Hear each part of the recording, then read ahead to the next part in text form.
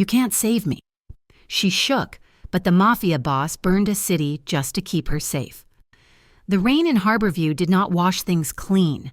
It only seemed to slick the grime deeper into the pavement, making the neon signs of the downtown district reflect like blurred, bloody smears on the asphalt inside the diner. The air smelled of stale coffee, burnt bacon, and the kind of bone-deep exhaustion that settled into the pores of everyone who worked the graveyard shift. Eva Carter wiped the counter for the 10th time that hour, her movements mechanical. At 29 years old, she felt ancient. Her back ached in a dull, throbbing rhythm that matched the flickering fluorescent light overhead. She kept her head down, her dark hair pulled back in a severe, fraying bun, trying to make herself as small and unnoticeable as possible. That was the rule. Be boring, be invisible, be nobody. She glanced at the clock on the wall. It was nearly 3 a.m, mentally. Eva calculated her tips. If she was lucky, she had made enough tonight to cover the electricity bill, the rent for her studio apartment, a closet-sized room with a drafty window and a lock that stuck, was due in 4 days. She was $30 short. She pulled her phone from her apron pocket and typed a quick text to Jamie, her only friend and the morning shift waitress who would be relieving her in 3 hours. Quiet night. Everything is fine. See you soon. It was a lie. Everything was not fine. Everything had not been fine for 3 years, not since she had run from the smoke and the screaming in a city 300 miles away. Eva slid the phone back into her pocket, her fingers trembling slightly. She looked out the front window, past the condensed steam on the glass. A dark sedan had been idling across the street for 20 minutes. Paranoia, she told herself. It is just paranoia. But the fear was a living thing in her gut. A cold stone that never dissolved. She turned back to the coffee machine, trying to steady her breathing. The bell above the door chimed, a harsh, jangling sound that made her shoulders jump. She did not turn around immediately. She focused on stacking white ceramic mugs, listening to the heavy tread of boots on the linoleum floor. It sounded like 3 men, maybe 4. They did not sit in a booth.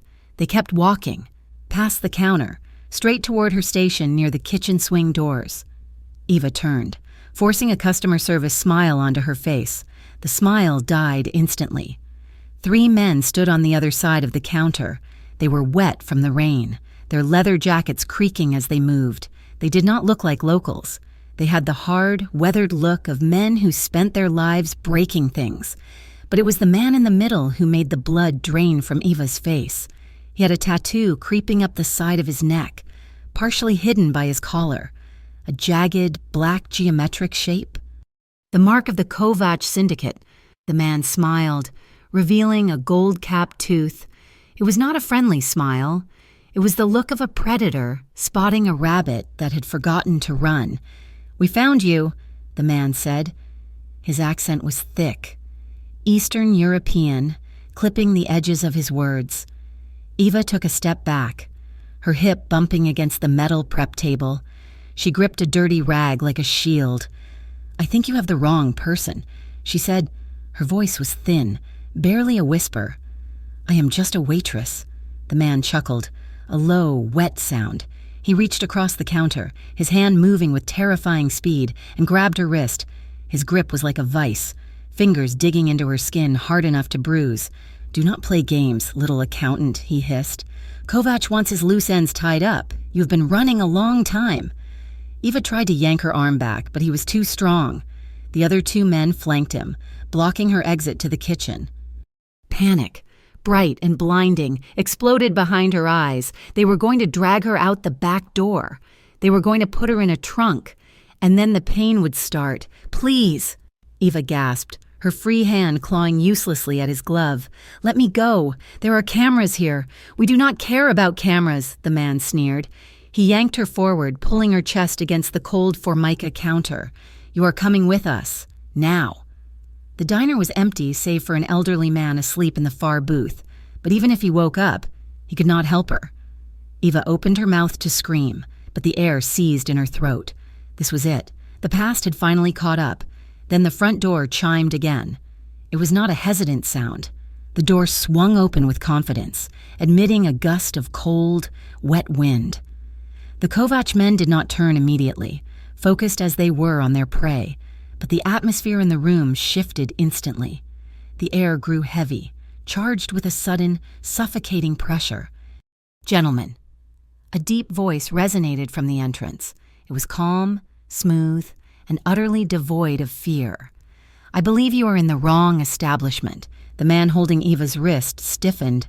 He turned his head slowly. Luca Moretti stood in the doorway. He was 34 years old, but he carried the weight of a man who had ruled this city for a decade. He wore a charcoal wool coat over a tailored suit that cost more than the diner itself. Raindrops glistened on his dark hair. He was not a physically massive man, not like the thugs surrounding Eva, but he occupied the space with the gravity of a black hole. Two of his own men stood silently behind him, shadows in the rain. Luca's eyes, dark and sharp as flint, swept the room. They took in the empty booths, the sleeping old man, and finally landed on the scene at the counter. His gaze dropped to the hand gripping Eva's wrist, and then rose to meet her terrified eyes. For a second, the world stopped. Eva felt exposed, raw under his scrutiny. He saw the terror. He saw the recognition. "Who are you?" the Kovac thug demanded. Though his grip on Eva loosened slightly, Luca walked forward. He moved with a predatory grace, his footsteps rhythmic and deliberate. He stopped 5 feet away, resting one hand casually in his coat pocket. The other hand hung loose at his side, dangerously close to the waistband of his trousers. "I am the man who owns the ground you are standing on," Luca said softly, "and I do not recall giving permission for Kovac soldiers to touch my city's people." The thug sneered, trying to regain his bravado. "This is none of your business, Moretti. We are just collecting a debt. It is internal." Luca tilted his head. He looked bored. "In Harborview, everything is my business, especially when it involves 3 men assaulting a woman in a place that pays me for protection." The thug tightened his grip on Eva again, pulling her arm so hard a sharp pain shot up to her shoulder. She whimpered, the sound involuntary. At that sound, Luca's boredom vanished. His eyes narrowed, turning into slits of obsidian ice. "Let her go," Luca ordered. The volume of his voice did not rise, but the command struck the room like a whip crack. "Or what?" the thug challenged. Luca did not blink. He nodded once to the man on his right, a towering enforcer named Silvio. Silvio moved before the Kovac thug could even flinch. It was a blur of motion, a wrist lock, a sickening crunch of cartilage, and the thug was slammed face first onto the counter. The grip on Eva's wrist broke instantly. The thug howled in pain, his arm twisted behind his back at an unnatural angle. The other 2 Kovac men reached for their jackets, reaching for weapons, but they froze when they heard the distinctive click of hammers cocking. Luca's second guard had drawn his weapon, aiming it steadily at the center of the group. Luca had not moved an inch. He watched the scene with terrifying detachment. "I said let her go," Luca repeated, his voice dropping an octave. "Now get out. Tell Kovac if he sends garbage into my territory again, I will send it back in pieces." Silvio shoved the lead thug toward the door. The man stumbled, clutching his injured arm, his face twisted in hate. He looked back at Eva, his eyes promising a slow, painful retribution. "This is not over," the thug spat, blood dripping from a split lip. "We have unfinished business, girl." "Get out," Luca said. The 3 men scrambled out into the rain, the bell jingling cheerfully behind them, a stark contrast to the violence that had just saturated the room. Silence rushed back into the diner, loud and ringing. Eva stood frozen behind the counter. She was shaking so hard her teeth chattered. She gripped her left wrist with her right hand, trying to rub the sensation back into the skin, staring at the door as if the monsters might burst back in. She needed to run. She needed to pack her bag and leave the city tonight. They knew where she was. She turned sharply, intending to bolt for the kitchen and out the back exit, but a hand blocked her path. It did not grab her. It just rested gently on her elbow, a warm, firm weight. "Wait," Luca said. Eva flinched violently, pulling away as if burned. She backed up until she hit the prep station, eyes wide and wild. "Please," she whispered. "I did not do anything. I do not know them." Luca stepped into the space behind the counter. Up close. He was overwhelming. He smelled of rain, expensive cologne, and gun oil. He did not crowd her, but he did not back away either. He looked at her wrist, where angry red finger marks were already beginning to darken into bruises against her pale skin. "You know exactly who they are," Luca said. "Luca." His voice was not unkind, but it was relentless. Kovac does not send a hit team for a diner waitress unless she is something more than a waitress. "I am nobody," Eva insisted, her voice cracking. "I am just nobody. Please, just let me go. I do not want any trouble." "You are already in trouble," Luca countered quietly. He watched her face, studying the way her pulse hammered frantically in the hollow of her throat. "Who are you? What do they want with you?" "Nothing," she lied, looking down at her shoes. "They confused me with someone else." Luca reached out, and for a terrifying second, Eva thought he was going to strike her. Instead, he reached into his coat pocket and pulled out a sleek, black business card. He placed it on the counter between them. "Men like that do not get confused," Luca said, "and they do not stop." Eva stared at the card. It had no name, just a gold-embossed emblem of a lion and a phone number. "I do not want anyone else getting hurt because of me," Eva whispered, the confession slipping out before she could catch it. Luca paused. He looked at her. Really looked at her, for the first time. He saw the fraying uniform, the exhaustion carved under her eyes, and the sheer, overwhelming terror that she was trying to hold back with a dam of fragile will. He saw a woman who expected the world to hurt her. "Take the card," Luca said. "If they come back, you call that number, day or night. I cannot—" Eva started. "Take it," he commanded. Her hand trembled as she reached out and slid the card into her apron pocket. It felt heavy, like a lead weight. Luca stared at her for a moment longer. His gaze lingered on the way she wrapped her arms around her own waist, holding herself together as if she were made of cracked glass. An unfamiliar sensation twisted in his chest, not pity, but something sharper, anger. He was angry that someone had made her this afraid. He turned and walked toward the door. The diner owner, a balding man named Frank, was emerging from the back office, looking confused and terrified. "Frank," Luca said, stopping by the register.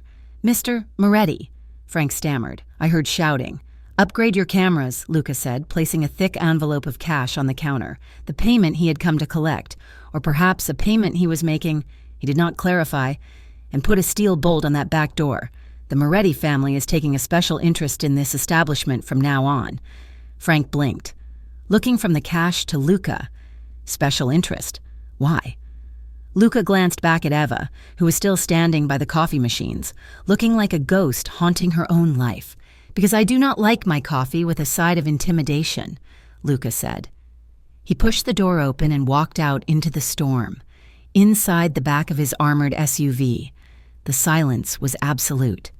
The leather seats were warm, the windows tinted dark enough to block out the decaying city. "Drive," Luca said. The driver pulled away from the curb. Luca sat in the darkness, watching the lights of the diner fade into the distance. He pulled out his phone and dialed a number. "It is me," Luca said when the line connected. "I need a background check. Run a trace on a woman working at Frank's Diner on 4th and Main. Name tag said Eva." There was a pause on the other end. "Priority?" "Hi," Luca said, surprising himself. Kovac had 3 soldiers cornering her. They called her an accountant. They said she was a loose end. "Understood. I will have the file in an hour." Luca hung up. He rubbed a hand over his face, feeling the grit of the day. He should not care. She was just a civilian, a drifter caught in the gears of a war that had nothing to do with her. But he could not shake the image of her face, the way her lips had trembled. Yet she had stood her ground. The way she had looked at him, not with gratitude, but with the same fear she held for the men who wanted to kill her. Why did she think she was dangerous? "I don't want anyone else hurt because of me." Luca stared out at the rain-lashed streets of Harborview. He was a man who believed in order. He believed in control. And Eva Carter was a variable he did not understand. He felt a tug in his chest, a strange, protective instinct that growled at the thought of those men touching her again. It unsettled him. Eva's apartment was 4 blocks away. She ran the whole distance, clutching her coat tight, flinching at every shadow. When she got inside, she slammed the door and threw the deadbolt. Then she engaged the chain. Then she wedged a heavy wooden chair under the knob. Only then did she let her legs give out. She slid down the door until she hit the scuffed floorboards. Her breath came in ragged, sobbing gasps. She pulled the black card from her pocket and threw it onto the rickety table as if it were radioactive. Call him. Don't call him. If she called him, she was inviting the Moretti crime family into her life. She would be trading one set of monsters for another. But if she didn't... Eva crawled into her narrow bed, pulling the thin quilt up to her chin. She squeezed her eyes shut, but the darkness behind her eyelids was not empty. Flashback. The smell of gasoline, sharp and stinging. 3 years ago, a warehouse in Jersey. The Kovac crew had forced her to cook the books, to make the inventory look empty so they could claim the insurance, but they had been sloppy. Eva stood by the back exit, the ledger in her hands. She had warned them. She had told them the ventilation system was connected to the residential block next door. They had laughed. Then the match struck. The whoosh of air as the chemicals ignited. The heat was instantaneous, a physical blow. Eva ran. She ran as the windows blew out. She ran as the fire jumped the alleyway. Later, on the news, she saw the faces. 2 families in the adjacent building. Smoke inhalation, burns, a child who would never walk without a cane. She had helped them do it. By staying silent, by doing the math, she had struck the match. She was poison. Everyone who came close to her got burned. Eva rolled over, burying her face in the pillow to stifle a sob. She could not let Luca Moretti help her. If he stood in front of her, the fire would consume him too. She had to leave Harborview. Tomorrow. She would buy a bus ticket to anywhere. The next afternoon, the rain had cleared, leaving the city gray and cold.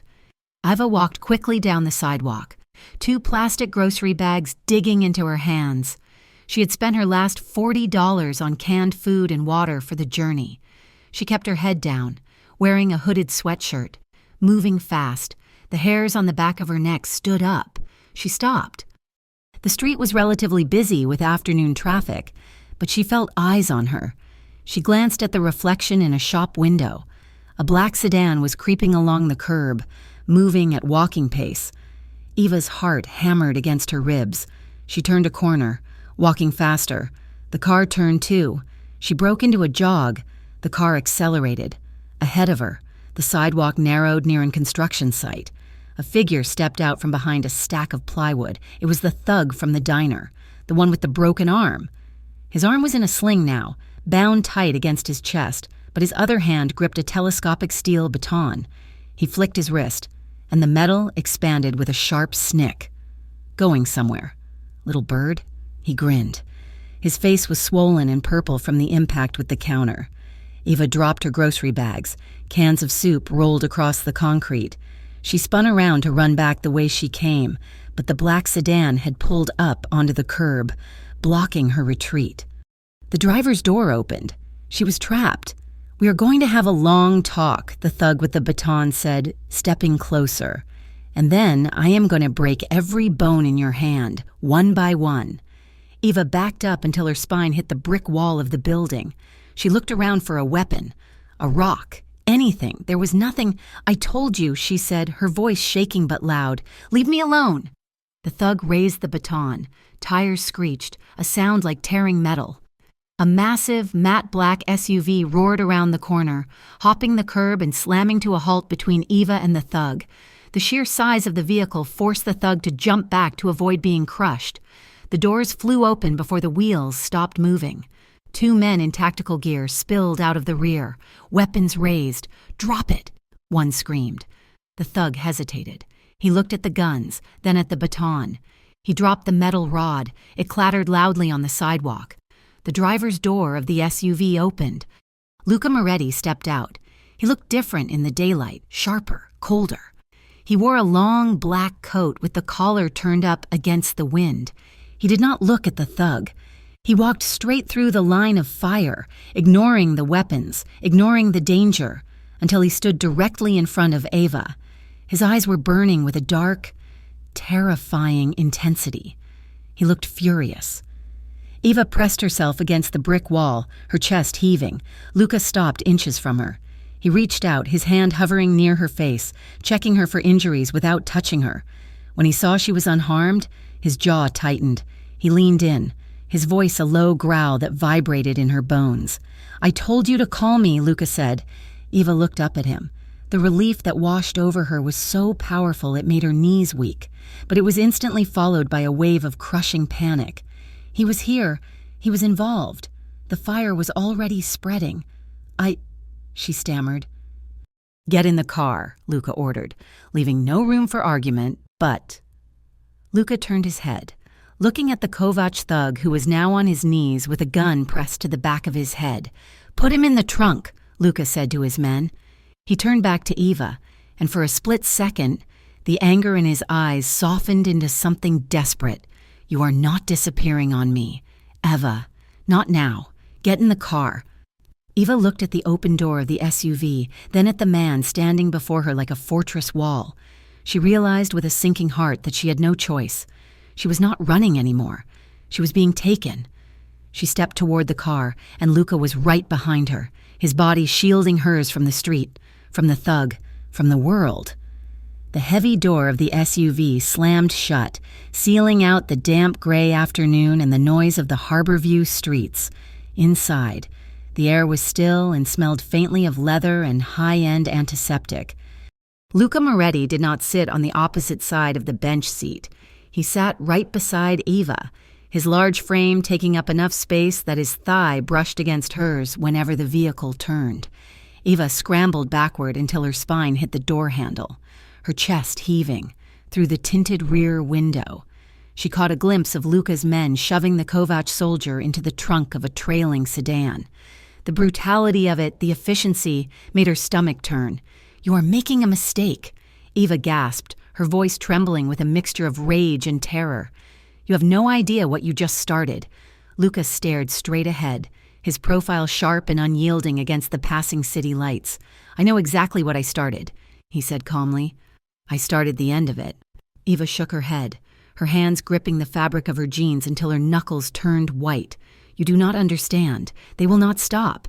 You just declared war on the Kovac syndicate over a waitress. Do you know how insane that is? You are just escalating everything." She turned her body toward him, anger momentarily overriding her fear. "Let me out," she demanded. "If I leave the city, they will follow me. That is how this works. I am the target. If you keep me here, you are just painting a bullseye on your own back." Luca finally turned to look at her. His eyes were dark, heavy with a weariness she had not noticed in the diner.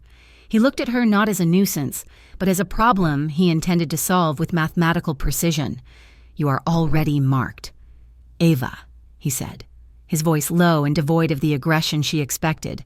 "If I let you out of this car, you will be dead within the hour, or worse. Kovac does not want you gone. He wants you silent, and he enjoys the process of making people quiet." Eva flinched at the bluntness of his words. She knew he was right. She had seen what Kovac did to people who knew too much, but admitting that meant accepting she was trapped. "So what is the plan?" she asked, her voice cracking. "You keep me as a pet, a prisoner. I keep you alive," Luca corrected.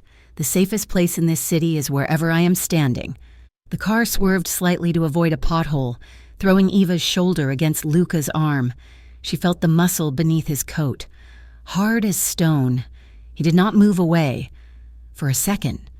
In the confined, heated space of the SUV, the proximity was suffocating. She could smell the faint scent of gunpowder clinging to him, mixed with the clean, sharp smell of expensive soap. It was a dizzying combination of danger and civilization. Eva pulled back, pressing herself against the door again. "You cannot save me," she whispered, more to herself than him. Luca did not answer. He just watched the city roll by, his jaw set in a line of grim determination. The penthouse was a world away from the grimy diner and Eva's suffocating studio apartment. It sat atop the spire, a glass needle that punctured the harbor view skyline, overlooking the dark, churning waters of the river. The elevator opened directly into the living space. It was vast, cold, and beautiful. Floor-to-ceiling windows offered a panoramic view of the city, turning the chaotic streets below into distant, twinkling lights. The furniture was sleek Italian leather, the floors polished concrete.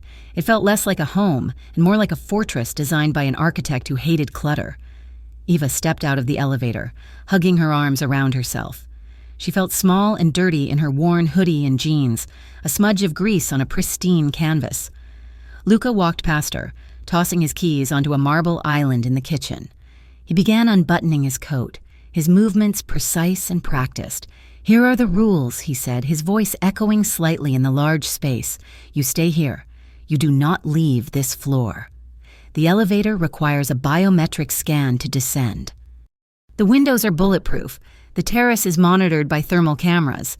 Eva stared at him, bristling. "So I am a prisoner." "You are a guest under protection," Luca said, hanging his coat over a chair. "And in return for my protection, you are going to give me something." Eva's stomach dropped. She knew it. There was always a cost. She took a step back, her eyes darting to the elevator, calculating odds she knew were 0. "What do you want?" she asked, her voice tightening. Luca turned to face her, leaning his hip against the counter. He looked at her with an intensity that made her skin prickle. "I want the truth," he said. "No more lies about being a waitress. No more pretending you are nobody. I want to know exactly why the Kovac syndicate is willing to start a war in my territory just to get their hands on you." Eva looked away, staring out at the gray river. "I cannot tell you." "Then we are going to have a very long, very quiet night," Luca said. "I will leave," Eva said, turning back to him, her chin lifted in defiance. "As soon as the streets are clear, I am gone.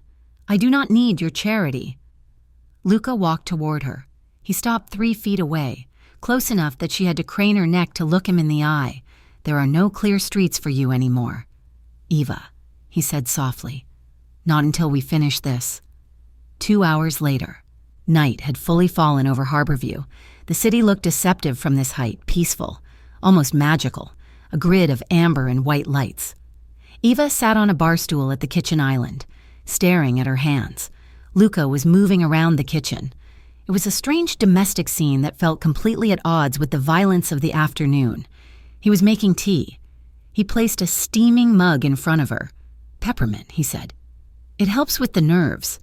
Eva looked at the mug, then at him.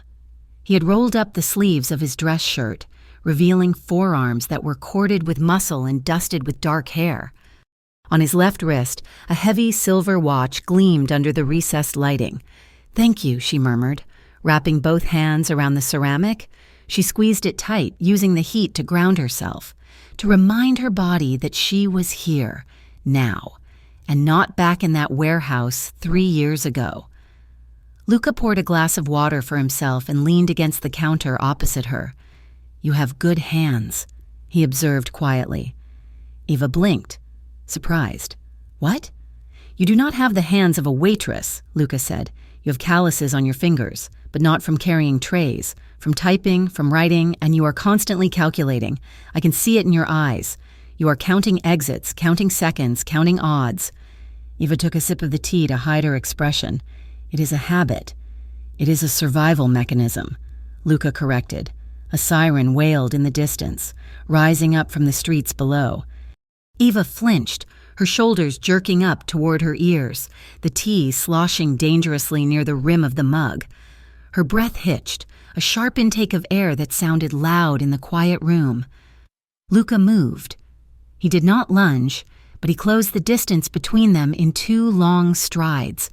He stopped right beside her stool, close enough that his shadow fell over her. "Hey," he said, his voice dropping to a rumble that she felt in her chest. Eva looked up, eyes wide and panicked. "They are not coming for you," Luca said, holding her gaze. "No one gets up here. No one gets to you. Not while you are in my home." Eva searched his face for a lie, for the arrogance she expected from a man in his position. She found only a steady, rock-solid certainty. He believed it, and because he believed it, a small, treacherous part of her wanted to believe it too. The distance between them had shrunk to inches. She could see the flecks of gold in his dark eyes. She could hear the slow, steady rhythm of his breathing. The smell of him, soap and man and heat, filled her senses, pushing back the memory of smoke. For a moment, neither of them moved. The air between them grew heavy, charged with a sudden, confusing awareness of the other person's physical presence. Then Luca cleared his throat and stepped back, breaking the spell. "Come here," he said, gesturing toward the living room wall. "I want to show you something." Eva slid off the stool, her legs feeling unsteady. She followed him to a massive digital screen mounted on the far wall. It displayed a detailed map of Harborview, divided into color-coded zones. "This is the security grid," Luca explained. He stood behind her as she looked at the map. He was close, his body acting as a warm wall at her back. He reached past her to point at a sector highlighted in blue. His arm brushed her waist, a light, fleeting contact that sent a jolt of electricity straight up her spine. Eva stiffened, her breath catching. She did not pull away. "Everything in blue is under my direct control," Luca said, his voice right by her ear. "The docks, the warehouse district, the financial center. Nothing moves in these areas without me knowing. Kovac operates in the red zones to the south." Eva stared at the blue zones. It was half the city. "You talk about the city like you own it," she said, trying to inject some bite into her voice to mask her racing heart. "Like it is a game board."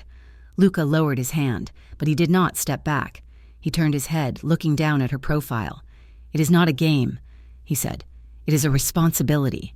Order requires structure. If I do not hold it, chaos takes over. Men like Kovac take over." Eva turned to face him. They were impossibly close now. She had to tilt her head back to meet his gaze. "And what makes you different from him?" she challenged. "You both use violence. You both have soldiers. We are nothing alike," Luca said. His eyes dropped to her lips for a fraction of a second before snapping back to her eyes. "I have a code. I protect what is mine." The words hung in the air. "What is mine?" Eva felt a flush rise in her cheeks.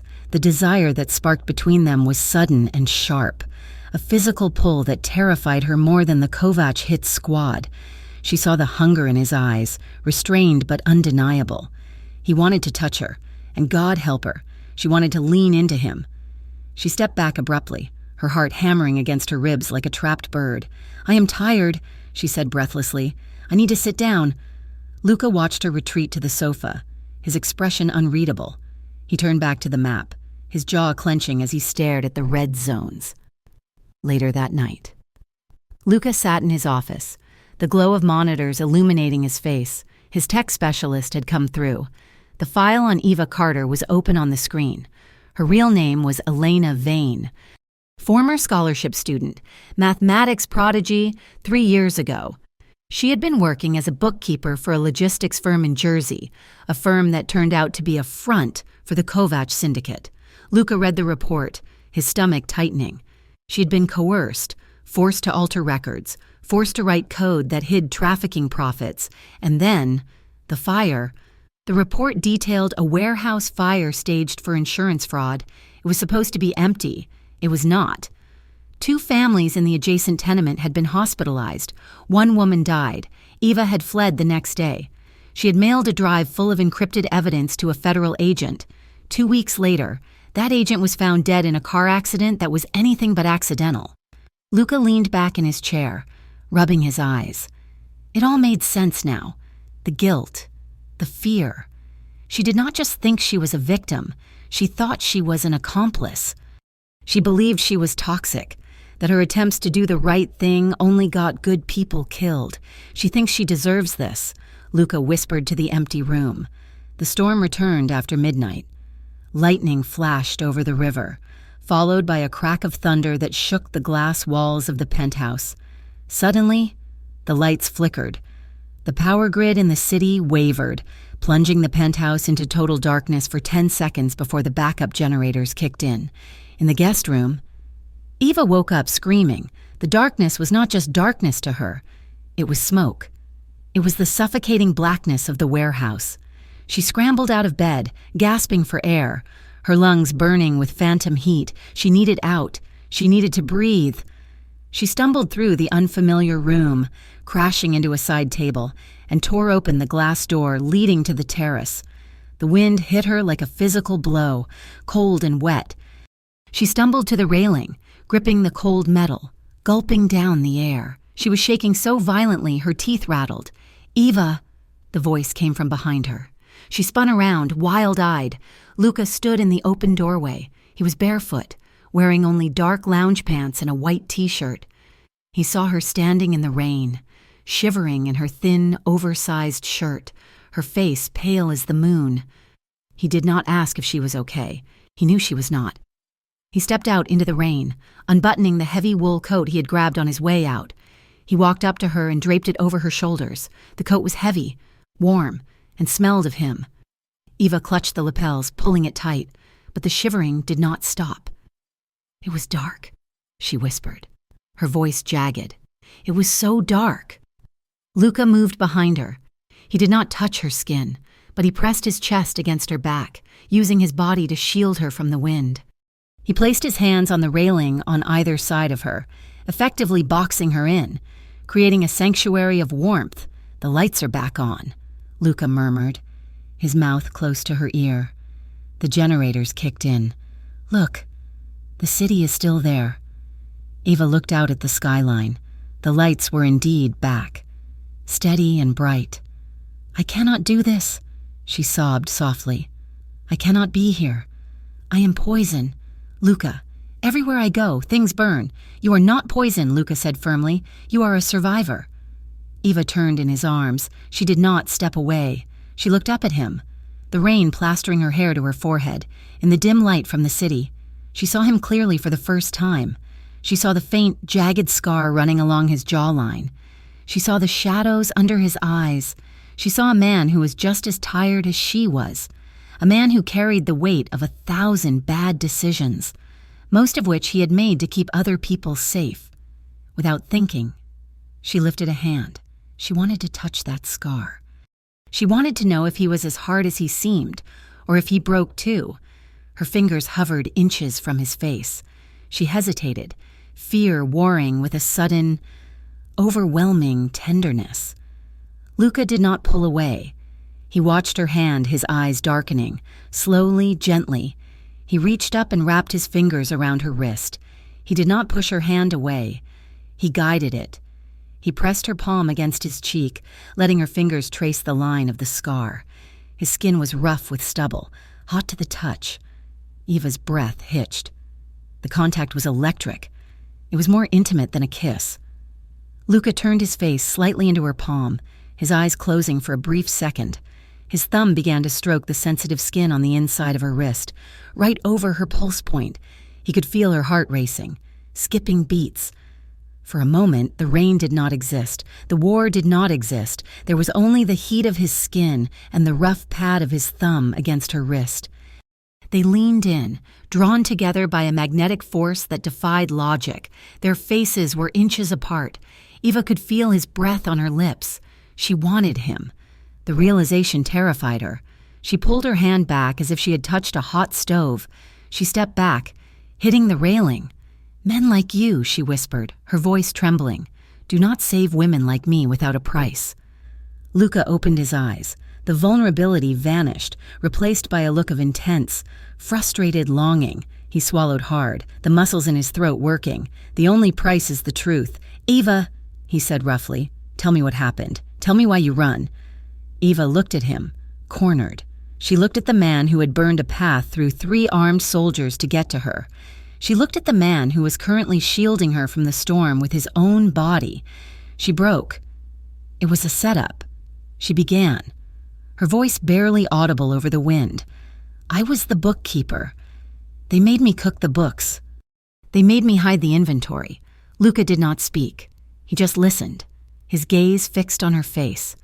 "I told them the ventilation system was connected," Eva said, tears mixing with the rain on her cheeks. "I told them, but they lit the match anyway.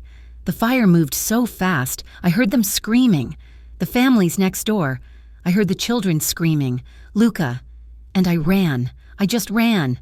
She was sobbing now, the 3 years of guilt pouring out of her. I gave the evidence to an agent, Agent Miller, and they killed him. They killed him because of me. Everyone who tries to help me dies. Luca listened to every word. His jaw tightened until a muscle feathered in his cheek. His anger was a palpable thing, radiating off him in waves, but it was not directed at her. It was a cold, lethal fury directed at the men who had broken her. When she finished, she stood there, shaking, waiting for him to tell her she was right, waiting for him to tell her she was responsible. Luca stepped forward. He reached out and cupped the back of her neck. His hand was large, warm and firm. It was a grounding touch, anchoring her to the earth. He tilted her head up so she had to look at him. "Kovac lit the match," Luca said fiercely. "Not you. You were a hostage. You did what you had to do to survive, but they died," Eva whispered, "and Kovac will pay for every single one of them." Luca vowed. His voice was low, deadly, and absolute. He moved his thumb along the line of her jaw. "No one hurts you again, Eva. Not while I am breathing. Do you understand me?" Eva looked into his eyes and saw the truth there. He meant it. He would burn the city down to keep his promise. "I understand," she whispered. Luca held her gaze for a second longer, the tension between them vibrating in the air. He wanted to kiss her. She could see it.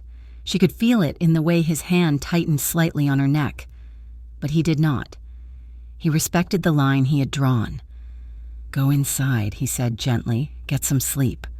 Eva nodded. She slipped out of his coat and handed it back to him, her fingers brushing his. "Good night, Luca." She turned and walked back into the warmth of the penthouse, in the guest room. Eva closed the door and leaned her back against it. She slid down until she was sitting on the floor, hugging her knees.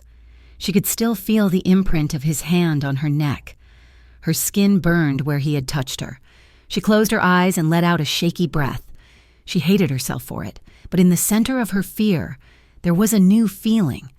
She wanted his arms around her again. She wanted him to stand between her and the world forever. In his office, Luca stood by the window, looking out at the rain-soaked city. He did not turn on the lights. He knew what was coming. Kovac would not back down. The intel Eva had provided, the fact that she was a witness to arson and murder, made her a threat that Kovac could not ignore. To keep her safe, Luca would have to go to war, a real war. Not a skirmish over territory, but a scorched earth campaign that would leave scars on Harborview that might never heal. He looked at his reflection in the dark glass, looked tired, and he should cut her loose. He should give her a new identity, a plane ticket, and send her to Europe. It was the logical move. It was the safe move. But as he remembered the way she had looked at him on the balcony, the way she had touched his scar, he knew he wasn't going to do that. He was going to keep her. And if he had to burn the city to the ground to do it, then let it burn. The war room in the penthouse was a study in controlled chaos. For the past 3 days, the sleek mahogany dining table had disappeared beneath layers of topographical maps, satellite printouts, and tablets displaying live feeds of the city. The air was thick with the scent of espresso and the ozone hum of overheating electronics. Eva Carter sat at the far end of the table, a stark contrast to the hardened men surrounding her. She wore a simple gray sweater Luca had provided, her hair pulled back in a severe knot, but her eyes were sharp, scanning the scrolling lines of code on the laptop in front of her. She was not a prisoner anymore. She had become an architect of her own survival. "Here," Eva said, her voice cutting through the low rumble of conversation between Luca and his lead enforcer. "Silvio." The room went quiet. Luca turned from the window, where he had been watching the rain lash against the glass. He walked over to stand behind her chair, placing one hand on the back of the wood. "What do you see?" Luca asked. Eva pointed to a string of transactions on the screen. "Kovac is moving money through a shell corporation in the shipping district. It looks like a legitimate import business for exotic textiles, but the weight ratios in the shipping manifests do not match the product. They are too heavy." Silvio frowned, leaning over the table. So, maybe they are bad at paperwork. They are not bad at paperwork, Eva corrected, her tone confident. They are smuggling hardware. The weight discrepancy matches the density of ammunition crates. If you cross-reference this with the delivery schedule for the warehouse on 4th Street, you will see a pattern. They are restocking. Luca leaned closer, his eyes narrowing as he tracked the data she highlighted. He smelled of rain and sandalwood, a scent that had become distractingly familiar to Eva over the last 72 hours. "You are sure?" Luca asked. "I am sure," Eva said. "I wrote the algorithm they used to mask these kinds of transfers 3 years ago. They never changed the base code. They are arrogant." Luca straightened up, looking at Silvio. "Hit the 4th Street warehouse tonight. Burn it before they can distribute the inventory." Silvio nodded, a newfound respect in his eyes as he glanced at Eva. "Understood, boss." As the men cleared out to mobilize, the room suddenly felt vast and empty. The adrenaline that had sustained Eva through the briefing began to crash, leaving behind a dull, throbbing ache at the base of her skull. She slumped slightly in her chair, rubbing her temples. Luca did not leave with the others. He moved to the sidebar, the clinking of crystal loud in the silence. "You have a gift," he said quietly. Eva let out a dry laugh, keeping her eyes closed. "It is not a gift, it is a curse. It is the reason people die around me." Luca walked back to the table and set a glass of water down near her hand. He circled behind her again, but this time, he did not look at the screens. He looked at the tension radiating from her posture, the way her shoulders were hiked up toward her ears, the tight line of her neck. "You are carrying the weight of the entire city right there," Luca murmured. Before Eva could respond, she felt the warmth of his hands hover over her shoulders. She stiffened instinctively, her breath hitching in her throat. He did not touch her immediately. He waited, giving her a second to pull away, to tell him to stop. When she did not move, he lowered his hands. His thumbs pressed into the knotted muscles at the base of her neck. The pressure was firm but incredibly careful, as if he were handling something that might shatter. Eva let out a small, involuntary sound, half sigh, half whimper, as he worked a particularly tight knot loose. "Relax," Luca instructed, his voice low and vibrating near her ear. Eva tried to fight it. She tried to keep her guard up, to remember that he was a dangerous man and she was a liability. But his hands were relentless. They were large and hot, moving with a rhythmic, hypnotic cadence that melted her resistance. Her head fell forward, her chin resting on her chest, exposing the vulnerable curve of her neck to him. Luca's fingers drifted lower, kneading the tension from her shoulders through the soft wool of her sweater. He could feel the delicate structure of her bones beneath the muscle. It terrified him, how fragile she felt, and yet how much steel she held in her spine. "You did good tonight," he said softly. Eva closed her eyes, letting herself lean back into his touch. For a moment, just a moment. She allowed herself to feel safe. The sensation was intoxicating. "It does not change anything," she whispered, though her voice lacked its usual fire. "It changes everything," Luca countered. His hands stilled, resting heavy and warm on her shoulders. His thumbs brushed the sensitive skin at the side of her neck, just above her collar. The movement was barely there, a ghost of a caress, but it sent a shiver racing down Eva's spine. Her breath quickened, the sound audible in the quiet room. Luca felt her pulse jump beneath his fingertips. The air between them shifted, thickening with a sudden, suffocating awareness. He was standing too close. He was touching her not as a protector, but as a man. He stared down at the nape of her neck, fighting the urge to lean down and press his lips to the skin he was soothing. Eva opened her eyes, her heart hammering against her ribs. She felt it too, the pull, the gravity. She turned her head slightly, just enough to see his profile in her peripheral vision. "Luca," she started, but she did not know what she wanted to say. The moment shattered with the ringing of his phone. Luca pulled his hands away instantly, the loss of contact leaving Eva cold. He answered the call, his voice shifting from velvet to granite in a split second. "Moretti."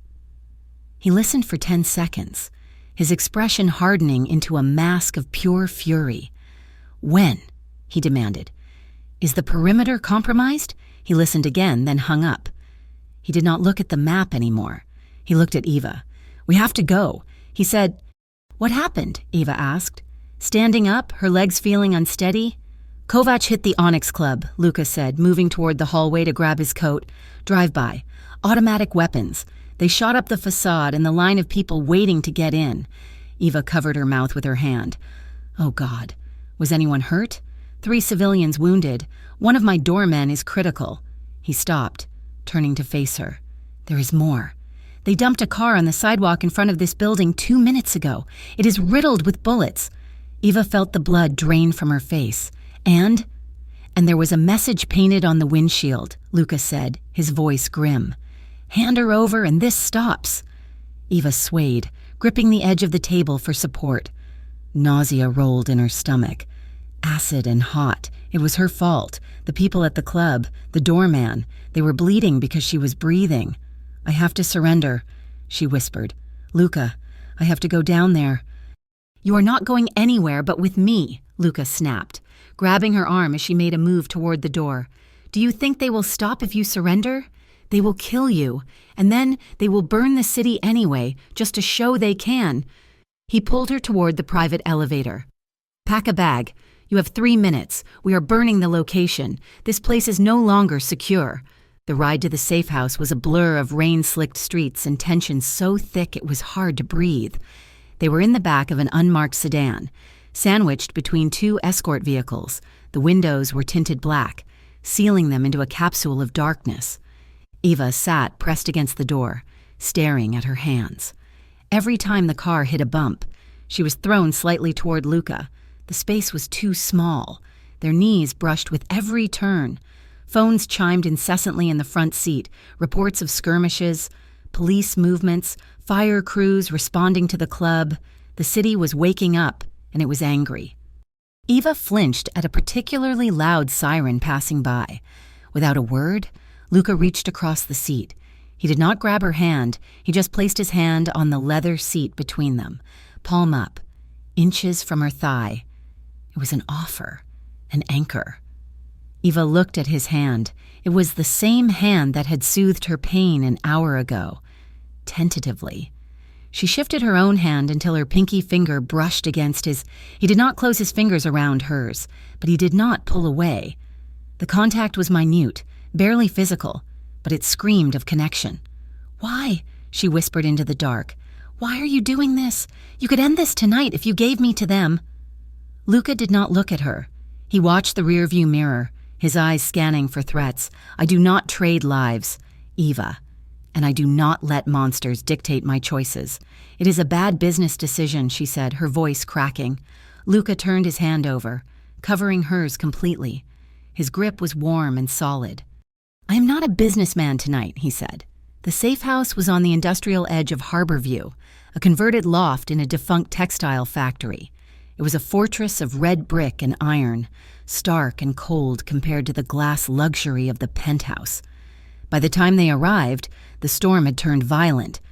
Thunder shook the foundations of the old building, and rain hammered against the metal roof like shrapnel.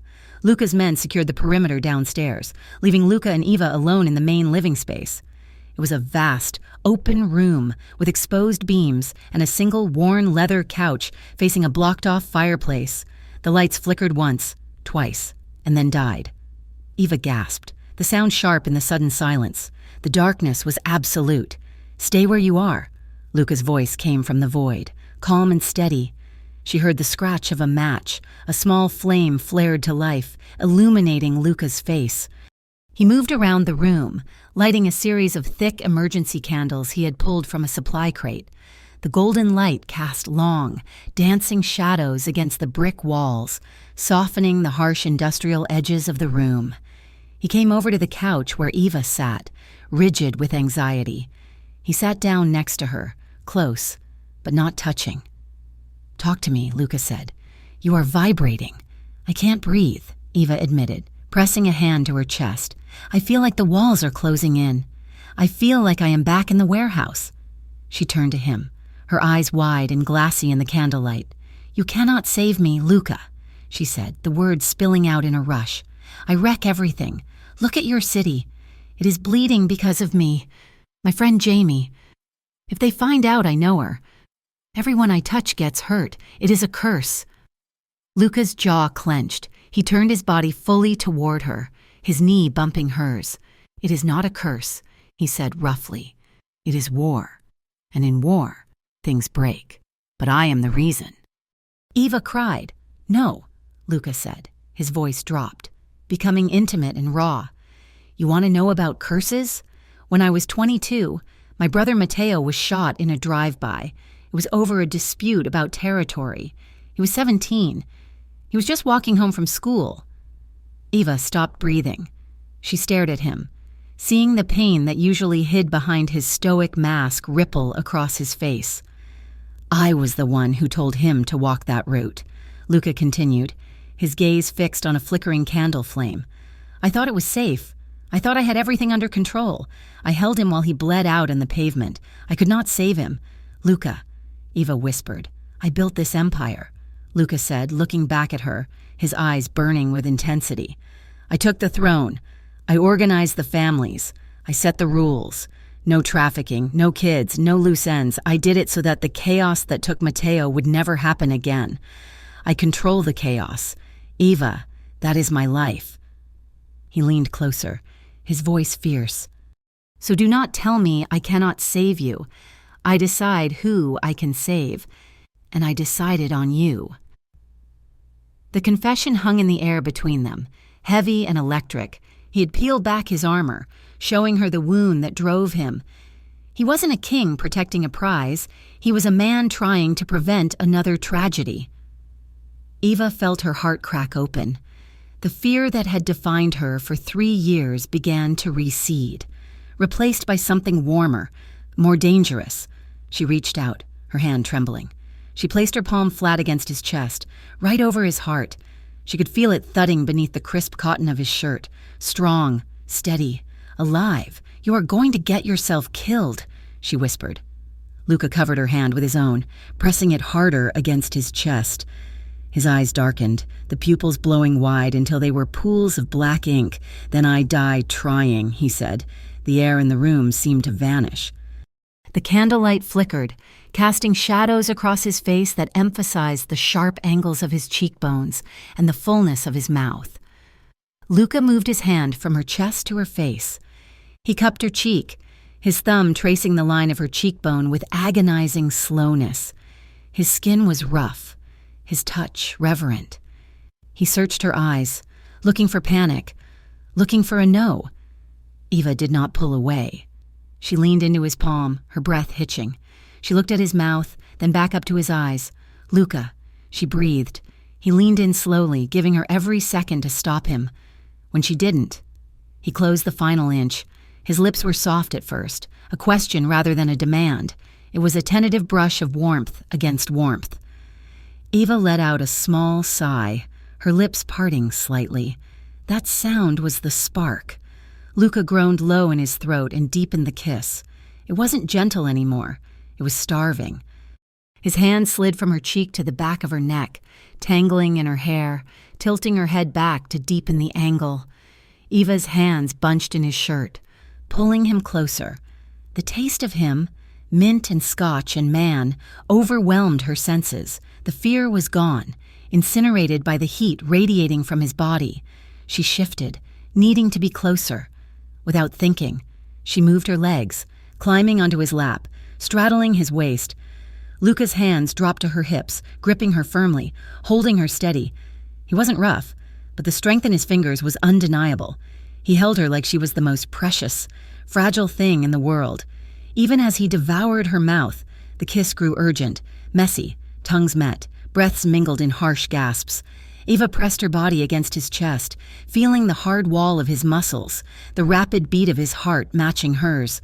A fierce, unfamiliar hunger woke up inside her, a need to be consumed, to be owned, to be part of him. But as his hand slid up her back, pressing her closer, a flash of lightning illuminated the room. The sudden flash brought reality crashing back. Eva froze. The image of the warehouse, the fire, the danger, I am a weakness, the thought screamed in her mind. If I let him do this, I am just another thing for his enemies to use against him. I am distracting him. I am going to get him killed. Panic, cold and sharp, pierced the haze of desire. She tore her mouth away from his, gasping for air. "No," she said it, the word coming out like a sob. "No, I can't." She scrambled backward, sliding off his lap, nearly tripping over the coffee table in her haste to put distance between them. She stood there, chest heaving, touching her swollen lips with shaking fingers. "I'm sorry," she stammered. "I can't do this. I am sorry." Luca sat on the couch, breathing just as hard. His hair was messed up where her hands had been. His shirt rumpled. He looked wrecked. He took a deep breath, scrubbing a hand over his face. Then he looked up at her. There was no anger in his eyes, no rejection, just a dark, simmering intensity that made her knees weak. "Ava," he said, his voice rough with unused desire. He stood up slowly, raising his hands to show he wasn't going to reach for her. "You do not have to apologize," he said. He took a step back, putting more space between them. "I am not going to push you," he said firmly. "Your no matters more than what I want. We stop." Eva stared at him, stunned. She was used to men who demanded, the Kovac crew, the world, but Luca Moretti, the monster, the crime boss, was giving her the control. The realization rattled her more than the kiss. "Get some rest," Luca said, his voice returning to a semblance of calm, though his eyes were still burning. "I will take the first watch." He turned and walked toward the window, staring out at the storm, his back a rigid line of tension. Eva retreated to the bedroom at the back of the loft. She closed the door and leaned against it, her heart still thudding a frantic rhythm against her ribs. She touched her lips again, tasting him. She slid down to the floor, pulling her knees to her chest. She had thought Luca was a monster she needed to survive. Now, she realized the truth was far more terrifying. He was a man she could love. And falling in love with Luca Moretti was the most dangerous thing she had ever done. It would not just burn her, it would burn everything. The morning light filtering through the high, grimy windows of the warehouse safe house offered no warmth. It only served to illuminate the dust motes dancing in the stale air and the deep lines of exhaustion etched into Luca Moretti's face. He stood by the makeshift tactical table, his phone pressed to his ear, his back rigid. Eva sat on the edge of the worn leather sofa, a mug of cold coffee in her hands, watching him. The tension from the previous night, the almost kiss, the raw confession of his brother's death, still hung between them like a charged wire. Luca listened to the voice on the other end of the line, and Eva saw his knuckles turn white as he gripped the device. "Are you sure?" Luca asked. His voice was terrifyingly quiet. There was a pause. "Bring him in," Luca said, "and do not let him speak to anyone else." He ended the call and lowered the phone slowly to the table. He stared at the blank screen for a long moment, his chest rising and falling with a heavy, controlled breath. "What is it?" Eva asked, standing up. Her legs felt weak. Luca turned to her. His eyes were hard, flinty, but behind the anger, she saw a flash of profound hurt. "Marco," he said. Eva's breath caught. She knew Marco. He was one of Luca's top lieutenants, a man who had laughed with them in the car 2 days ago. "He's been selling our movements to Kovac," Luca said, the words tasting like ash in his mouth. The location of the club, the route to the safe house. He gave them everything. Eva felt the blood drain from her face. "Why?" "Money," Luca said, dismissing the motive with a sharp wave of his hand. "It does not matter why. It matters that the circle is broken. We are not safe here. We have to move again." He turned back to his maps, instantly shifting into general mode. But Eva remained frozen. She looked at the man who was trying to hold up the sky for her, and she saw the cracks forming in the foundation. His empire was crumbling from the inside out, turning brother against brother. All because of her. "I am the reason Marco turned," she whispered. Luca looked up sharply. "No. Marco turned because he is greedy. He turned because the pressure is too high, Eva argued, her voice rising. Because you are risking everything for one woman who is not worth it. People are getting hurt. Luca, your people? Stop, Luca commanded. I will not stop. Eva stepped closer, her hands shaking. How many more? How many more fires? How many more betrayals? As many as it takes. Luca growled. He grabbed his coat and headed for the door to speak with the guards outside, the conversation clearly over in his mind. But for Eva, it was the final straw. She watched him walk away, his shoulders burdened by the weight of a war she had started, and she knew what she had to do. She could not let him burn for her. 20 minutes later, the safe house was a hive of activity as Luca's men prepared for extraction. In the chaos of packing crates and loading weapons, no one noticed Eva slip out the side exit. She moved quickly through the alleyways of the industrial district, heart hammering against her ribs like a trapped bird. She had left a note on the tactical table, weighted down by her coffee mug. It was short. It was brutal. It was the only way to save him. Do not follow me. I am ending this. If I turn myself in, the war stops. Please, just let me go. She reached a rusted payphone outside a convenience store 3 blocks away. Her fingers trembled as she punched in the number, a number she had memorized 3 years ago, the direct line to the Kovac logistics manager she had once worked under. It rang twice. This is Eva Carter. She said when the line clicked open, I want to make a deal. Luca found the note 10 minutes after she left. He read it once, then he read it again. The paper crumbled in his fist. A sound tore from his throat, a roar of pure, unadulterated fury that made every man in the room freeze. He swept the tactical map off the table with a violent swipe of his arm, sending tablets and papers crashing to the concrete floor. Where is she? Luca bellowed, spinning around to face his security team. Who is watching the side door? The men looked at each other, pale and wide-eyed. Find her! Luca screamed. Track her phone, now! He was not just angry. He was terrified. The kind of terror he had not felt since he held his dying brother in his arms. He knew exactly what Kovac would do to her. They would not just kill her. They would make it last for days. They would break her piece by piece, and they would send him the videos. Boss, I have a signal. His tech specialist shouted from the corner. She turned her phone back on. She is moving south. Toward the old parking structure on 5th. Luca was already moving. Get the car. Everyone moves. If we are late, we burn the whole district down. The parking structure was a concrete skeleton on the edge of the city, a monument to a failed development project. It was gray, damp, and smelled of urine and rot. Eva stood on the 3rd level, the wind whipping her hair across her face. She hugged her arms around herself, trying to stop the shaking. She felt small. She felt terrifyingly alone. A black van screeched up the ramp, tires squealing on the concrete. 4 men jumped out. Eva recognized the man in the lead. It was Dmitri, the middle manager who used to hover over her desk and check her math. He looked older now, harder, wearing a leather jacket that cost more than her life's earnings. Well, Dmitri sneered, walking toward her. The little accountant returns. I want to talk to Kovac, Eva said, trying to keep her voice steady. I will surrender. I will sign whatever confession you want. I will give you the encryption keys.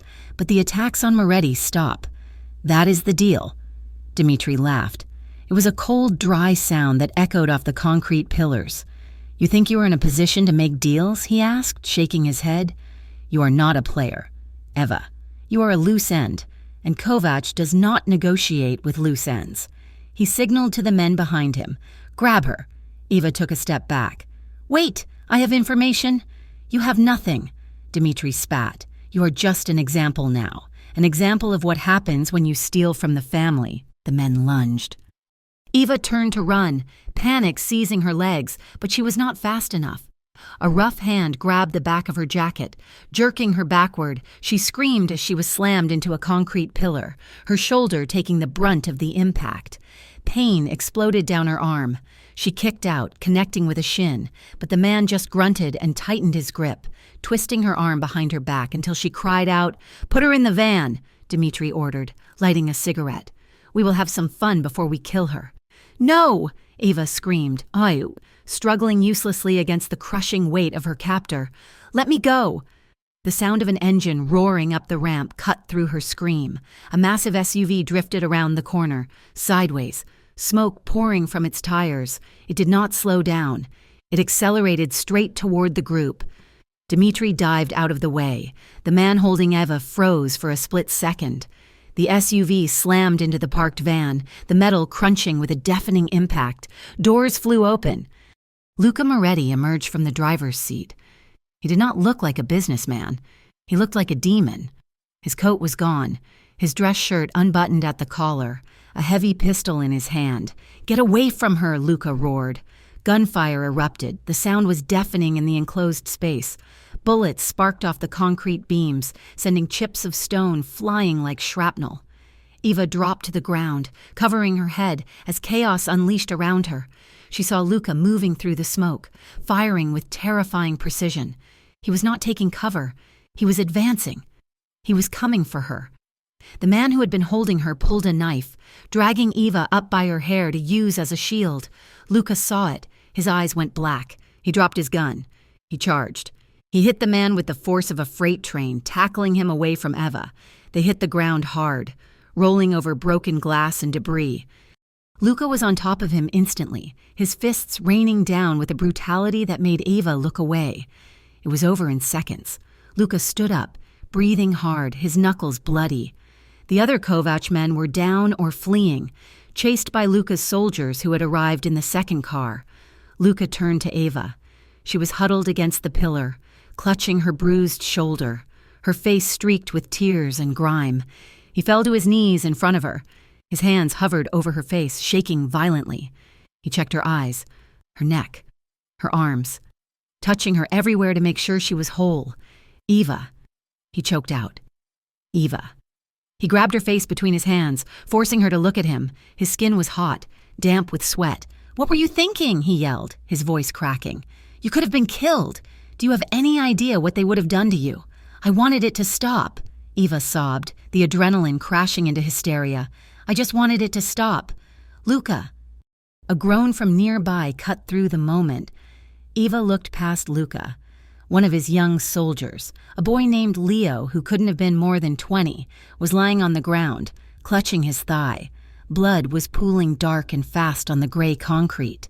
"Medics!" Luca shouted over his shoulder, but he did not let go of Eva. Eva stared at the blood. It was bright red. It looked fake, but the smell of iron was sickeningly real. "See?" she whispered, horror choking her. "Look at him. Luca. He's bleeding. Because of me." Luca grabbed her shoulders, his grip tight enough to bruise. He shook her once, hard. "Look at me," he commanded. Eva dragged her eyes away from the wounded boy to meet Luca's gaze. "This is not on you," Luca hissed through gritted teeth. "This is Kovac. This is the life. If it was not you, it would be a shipment. It would be a territory line. It would be an insult at a poker table. They would find an excuse. No." Eva pushed against his chest, her tears streaming freely now. "I am the excuse. I am the poison. Everything I touch burns. Luca, why can you not see that? You should have let me go. I will never let you go." Luca roared back. He stood up, dragging her up with him. He slammed her back against the concrete pillar, not to hurt her, but to pin her, to keep her from crumbling, to force her to feel the reality of his presence. His body pressed against hers, hard and unyielding. One of his hands gripped her hip, digging into the denim. The other slammed against the pillar beside her head, boxing her in. He leaned in, his face inches from hers. She could feel the heat radiating off him, the sheer, raw power of his anger and his fear. "You think you are trash?" he demanded, his voice dropping to a dangerous, vibrating growl. "You think you are something to be thrown away to wolves like them? I am trying to save you," Eva screamed back, hitting his chest with her fists. "I am trying to save you from me. You do not get to decide that," Luca said. He lowered his forehead to hers. His breathing was ragged, harsh. He was shaking. The man who controlled a city, who stared down gun barrels without blinking, was shaking because he had almost lost her. "You are mine to save. Eva," he whispered, the words sounding like a prayer and a threat all at once. and I burn the world before I let them touch you." He lifted his head. His thumb reached up, swiping a tear aggressively from her cheek. His eyes dropped to her mouth. The air between them ignited. It was no longer just fear. It was adrenaline. It was survival. It was a desperate, clawing need to prove that they were both still alive. Luca didn't ask this time. He crashed his mouth onto hers. It was not a gentle kiss. It was a collision. It was fierce, possessive, and terrified. It tasted of salt and sweat and the metallic tang of fear. Eva didn't pull away. She gasped against his mouth and then, with a sob, she surged forward. Her hands fisted in his ruined jacket, pulling him closer, needing to feel the solid weight of him against her. She opened to him, and he took everything. His tongue swept into her mouth, deep and demanding. His hand at her hip tightened, pulling her body flush against his until there was no air left between them. She could feel the hard ridge of his weapon against her leg, the pounding of his heart against her breasts. It was chaotic. It was messy. It was the most honest thing she had ever felt. Luca's hand tangled in her hair, tilting her head back, exposing her throat. He broke the kiss to bury his face in the crook of her neck, inhaling sharply, his lips pressing hot, frantic kisses to her pulse point. "I have you," he murmured against her skin, his voice wrecking her. "I have you." Eva clung to him, her knees giving out, supported only by his grip and the pillar behind her. For the first time, she didn't feel like poison. She felt like the only thing keeping him tethered to the earth. "Boss!" The shout snapped them apart.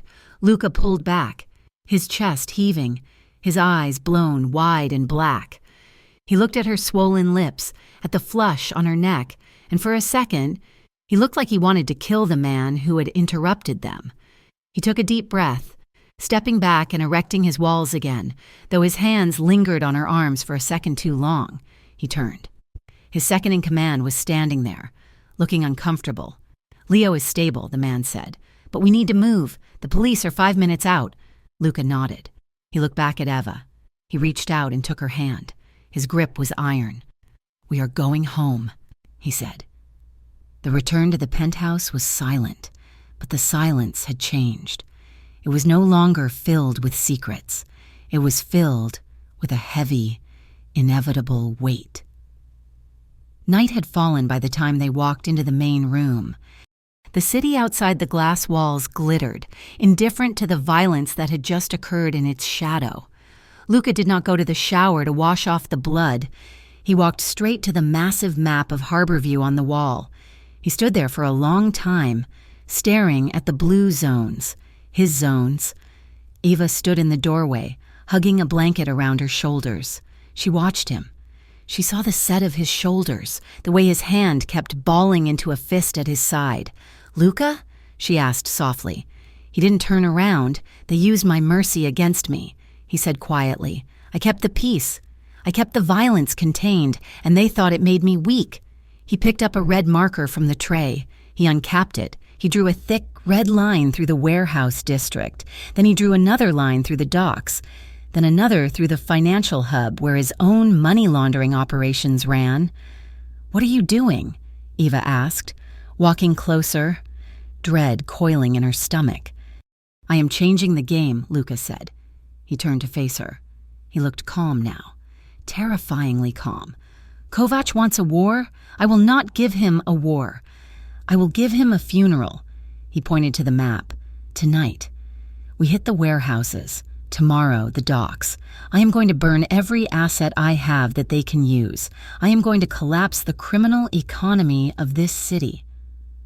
Eva stared at the map. Those were his revenue streams. Those were the pillars of his empire. "Luca," she said, her voice trembling, "if you do that, you lose everything. You lose the city." "I built this city to control the chaos," Luca said. "If the city threatens you, then the city has to go." He walked over to her. He stopped inches away, looking down at her with an intensity that made her knees buckle. "I told you. Eva, I decide who I save." He reached out and tucked a strand of hair behind her ear, his fingers grazing her cheek. "I am burning it all down," he whispered. "And when the smoke clears, if we are both still standing, Then we figure out what is left." Eva looked at him. This man who was willing to incinerate his life's work just to keep a promise to a woman who thought she was broken. Tears pricked her eyes again, but they weren't tears of guilt this time. They were tears of awe. "Okay," she whispered. Luca turned back to the map. He picked up his phone. "Silvio," he said into the receiver, "get the boys ready and bring the incendiaries." He looked at the reflection of Ava in the glass, standing behind him, watching him destroy his kingdom for her. "We are going to light up the sky." The destruction of Harborview did not begin with a bang, but with a whisper. It started as a series of quiet, calculated evacuations that rippled through the industrial sectors like a phantom tide. Luca Moretti was dismantling his empire, but he was doing it with the same surgical precision that had built it. He would not be the butcher Kovac was. On Tuesday morning, the foreman at the Western Dry Docks received a call about a severe chemical leak. By noon, 300 workers had been cleared from the waterfront now, complaining about lost wages but safe in their homes. On Wednesday, the fire marshal, a man whose children's college tuition Luca had paid for years, condemned 3 nightclubs in the entertainment district for sudden structural instability. The patrons were turned away. The staff sent home with severance pay and cash envelopes. Eva watched the news from the high-rise penthouse, her heart sitting high in her throat. The anchors called it a mysterious wave of infrastructure failures. Eva knew it was a clearing of the board. Then, the fires began. They were not wild, raging infernos at first. They were strategic strikes. A warehouse filled with Kovac smuggled electronics went up in a sheet of blue flame at 2 a.m. A distribution hub for the syndicate's narcotics trade suffered a catastrophic electrical fault an hour later. Luca stood before the massive digital map in the living room, a ghost in his own home. The room was dark, lit only by the glowing screens and the distant, flickering orange glow rising from the city below. He held a secure tablet in one hand, tapping commands that cost millions of dollars with each keystroke. "Sector 4 is clear of civilians." A voice crackled over the speakerphone. "Burn it," Luca said. His voice was devoid of emotion, flat and hard as granite. Eva stood in the hallway shadows, watching him. She saw the way his jaw worked, the tension radiating from his shoulders. He was torching his legacy. Every warehouse that burned was revenue lost. Every dock that closed was power surrendered. He was stripping himself of the armor he had worn for a decade, leaving himself naked before his enemies, just to ensure there was nothing left for Kovac to leverage against her. It was terrifying. It was magnificent. By the third night, the city felt like a pressure cooker waiting to explode. The air in the penthouse was stale, recycled, but it could not filter out the psychological weight of the smoke rising outside. It was nearly 4 a.m. when the elevator chimed. Eva had been pacing the living room, unable to sleep, unable to focus on the book she had been pretending to read. She spun around as the doors slid open. Luca stepped out. He looked like a man who had walked through hell and brought the soot back with him. His tailored black coat was gone, lost somewhere in the chaos. His white dress shirt was unbuttoned at the collar, the sleeves rolled up to reveal forearms smeared with grime and grease. There was a dark smudge of ash across his cheekbone, and his hair was wild, windblown and dusted with gray debris. But it was his eyes that stopped Eva's breath. They were hollowed out by exhaustion, rimmed with red, yet burning with a fierce, terrifying resolve. "Luca," Eva breathed. She crossed the room before she realized she was moving. She stopped inches from him, her hands hovering, afraid to touch him, afraid he might shatter if she did. "Are you hurt?" she asked, her voice trembling. Luca looked down at her. He seemed to have trouble focusing for a moment, as if dragging himself back from a very far, very dark place. "No," he rasped. His voice sounded like gravel grinding together. "Not me." Eva reached out, her fingers trembling as she touched his chest. She felt the heat radiating off him, a feverish intensity that had nothing to do with illness. Her fingers found a dark stain near his collarbone. She rubbed it gently, fearing it was dried blood, but it flaked away under her touch. "It is just ash," she whispered, relief flooding her veins so quickly it made her dizzy. Just ash. Luca did not move. He stood there, letting her check him, letting her hands roam over his arms, his chest, his face. He closed his eyes when her thumbs brushed the soot from his cheek, leaning into her touch with a desperation that broke her heart. "Why are you doing this?" she asked softly, her eyes searching his face. "You are destroying everything you built. You are burning your own kingdom." "Luca?" Luca opened his eyes. He reached up and wrapped his fingers around her wrists, halting her movements but keeping her hands pressed against his chest. "I am tired, Eva," he said. The confession was quiet, but it hit the room with the force of a scream. "I am tired of the strategy. I am tired of the game. I am tired of pretending that any of this matters more than you." Eva's breath hitched. "He is doing it for me," she thought, the realization finally sinking in fully. Not for pride, not for war, for me. I am not worth a city. "Luca," she whispered, tears pricking her eyes, "I am not worth all this ruin." Luca's grip on her wrists tightened. He pulled her closer, eliminating the space between them until their bodies brushed. "If Harborview has to burn for you to live, then let it burn," he said fiercely. "I would strike the match 1,000 times. I would tear down every brick I ever laid if it means you are standing there when the smoke clears." The raw emotion in his voice shattered her last defense. The wall she had built around her heart, the belief that she was poison, that she deserved to be alone, crumbled into dust. Eva stepped in. She pulled her hands free from his grip and cupped his face, her fingers threading into the hair at the nape of his neck. "You are a fool," she whispered, her voice thick with tears. She pulled his head down and kissed him. This was not the desperate, adrenaline-fueled collision of the parking garage. This was slow. It was deep. It was a surrender. Luca let out a low groan, a sound of pure relief, and wrapped his arms around her waist. He lifted her slightly, drawing her up against him, burying his face in her neck for a moment before finding her mouth again. He tasted of smoke and scotch and sorrow. He walked her backward, his movement steady and sure, until her back pressed against the cool glass of the window wall. Behind her, the city burned in patches of orange and red, but Eva saw none of it. Her world had narrowed down to the man in front of her. Luca braced his forearms against the glass on either side of her head, caging her in. But his body was not pressing her down. He was holding himself back, his muscles trembling with the effort of restraint. He kissed the corner of her mouth, her jaw, the sensitive hollow beneath her ear. "Eva," he murmured against her skin, "tell me to stop. Tell me now, because in a minute I will not be able to walk away." Eva's hands roamed over his shoulders, feeling the hard ridges of tension in his back. She felt him shudder as her nails lightly traced the damp skin of his neck. "I do not want you to stop," she whispered. "I do not want to be saved. Luca, not if it means you are alone in the fire." Luca pulled back to look at her. His eyes were dark, searching hers with an intensity that made her soul ache. "You are not nothing," he said, answering her earlier fear.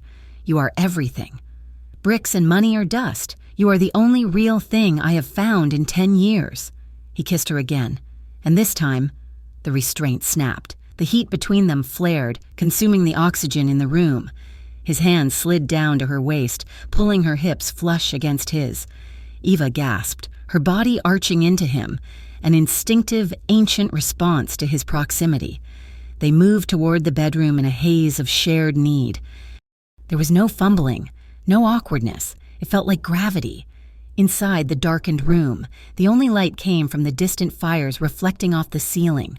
Luca slowed down again. He unbuttoned his shirt and let it fall to the floor, revealing the map of scars on his torso. Old bullet wounds, knife slashes, the physical history of his violence. Eva reached out and traced the long, faded white line across his ribs. She did not flinch. She touched him with reverence, acknowledging the pain he had survived. Luca watched her hand, his expression softening into something profoundly tender. He reached out and began to undress her, his fingers deft but gentle. He treated her not like a conquest, but like a revelation. When skin finally met skin, The sensation was electric. They moved together on the bed, limbs tangling. Luca hovered over her, his weight supported on his elbows, protecting her even now.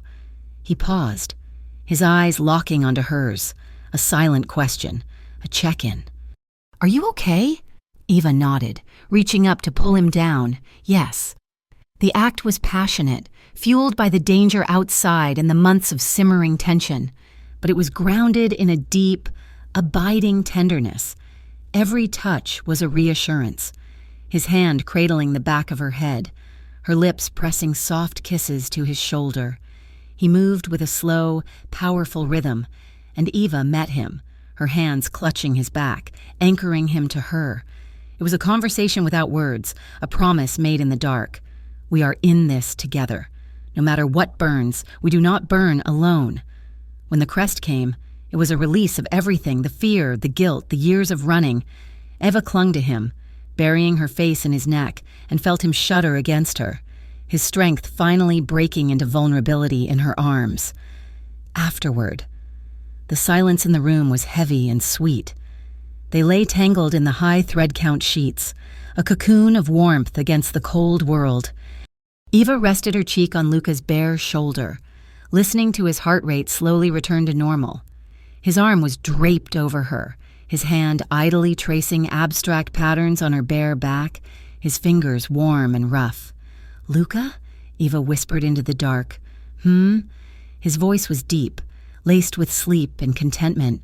"What happens if we make it?" she asked. "If we survive tomorrow?"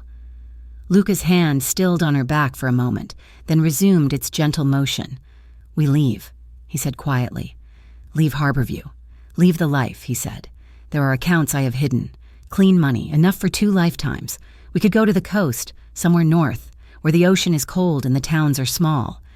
Eva closed her eyes, imagining it. A small house, the smell of salt water instead of smoke, a bakery, maybe. "Do you think we can?" she asked, her voice trembling. "Do you think I can ever really stop running?"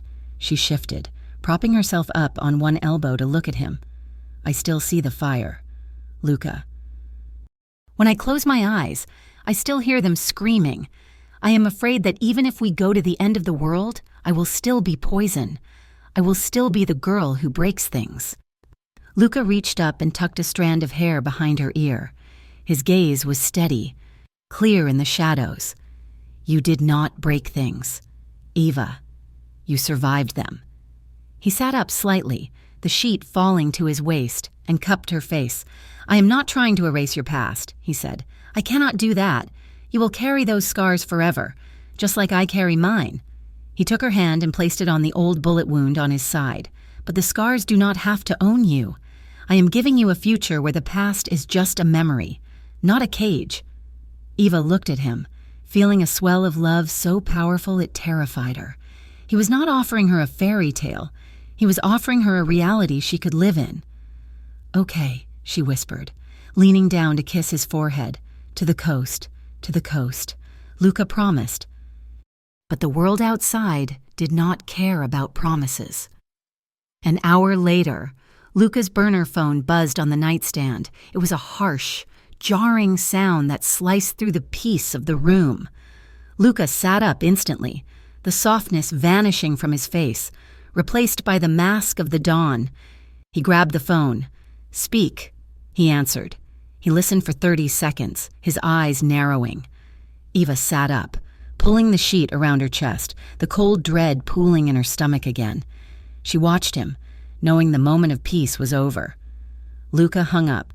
He did not look at her immediately. He stared at the wall, his jaw working. "What is it?" Eva asked. "Kovac," Luca said. "He is done running. He has consolidated his remaining forces." "Where?" "The Riverside Hospital complex," Luca said. Eva gasped. The old hospital had been abandoned for years, a sprawling labyrinth of concrete and rot on the edge of the river. It was a fortress. "He's digging in," Luca explained, standing up and reaching for his discarded clothes. "He knows I have cut his supply lines. He knows his money is drying up. He's cornered." "So we wait?" Eva asked. "We wait for him to starve." "We cannot wait," Luca said, pulling on his pants. "He has hostages." "Eva, He took the night shift workers from the sanitation plant nearby. He's using them as shields. He wants me to come to him. Eva watched him dress, seeing the armor go back on, the gun, the knife, the coat. What is the plan? She asked, her voice barely a whisper. Luca paused. He turned to look at her, and she saw the hesitation in his eyes. He did not want to tell her. The hospital is isolated, Luca said. It is surrounded by old industrial fuel reserves and timber yards.